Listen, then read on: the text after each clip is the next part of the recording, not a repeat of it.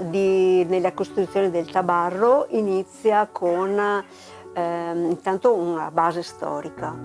e la base storica sulla costruzione del tabarro riguarda proprio questa linea che è a ruota intera.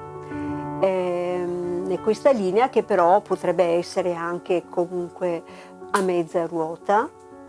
e più o meno lungo a seconda dell'utilizzo e della persona che lo indossa, e quindi potrebbe essere che soprattutto nell'antichità, diciamo così, uno svolge un determinato lavoro che richiede un tabarro più lungo, un tabarro più corto, oppure più corto sul davanti. E comunque, a parte queste disquisizioni sulla costruzione del modello, si parte sempre con un tessuto di altissima qualità, di panno di lana, oppure in alcuni casi anche di loden, e si rispettano quelle che sono le caratteristiche costruttive del mantello, e quindi la ruota perfetta, il colletto che di solito è dritto e che può avere o meno la fascetta, e il colletto a fascetta può avere una chiusura con gancetto,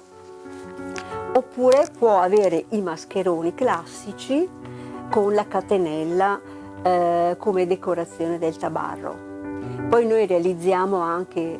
tabarri su richiesta del cliente, quindi può avere la coperta del collo in velluto, può avere dei colori diversi da quelli classici, che possono essere blu o nero o comunque colori scuri. A volte ne facciamo anche di colori vivaci, però il mantello, il tabarro, mantiene sempre le sue caratteristiche, che sono quelle di avere una grande ruota intera appunto, che li rende molto ampi e avvolgenti, e sono però sempre di linea essenziale e pulita, e cadono, quando ci si avvolge il mantello sulla spalla, cadono con un drappeggio che è molto bello e molto caratteristico del tabarro.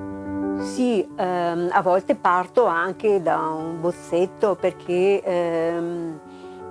si richiede magari una costruzione del collo un po' particolare, oppure anche si lavora sugli interni del colletto, e quindi la tela a cammello, le impunture del sottocollo, oppure può avere le paramonture interne che fanno anche da mantellina dietro, diciamo, in modo che venga doppiato sulle spalle, e le liste in questo caso sono tutte profilate di fodera, per cui ci sono delle caratteristiche sartoriali che si possono aggiungere a richiesta al mantello. La costruzione del tabarro prevede un panno di lana pesante con un consumo di 6 metri circa.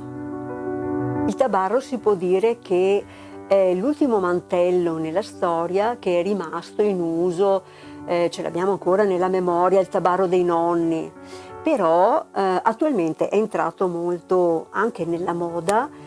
come capo elegantissimo, e infatti il suo fascino si può dire che si mantiene nel tempo, negli anni, e può essere indossato tranquillamente anche dai giovani, soprattutto se è in versione magari un poco più corta, per cui diventa anche più disinvolto, e magari fatto anche con tessuti naturali, un po' di colori naturali, un po' più gonfi e più morbidi. Quindi diventa, è sempre il tabarro, ma diventa un capo più informale e adatto anche ai giovani.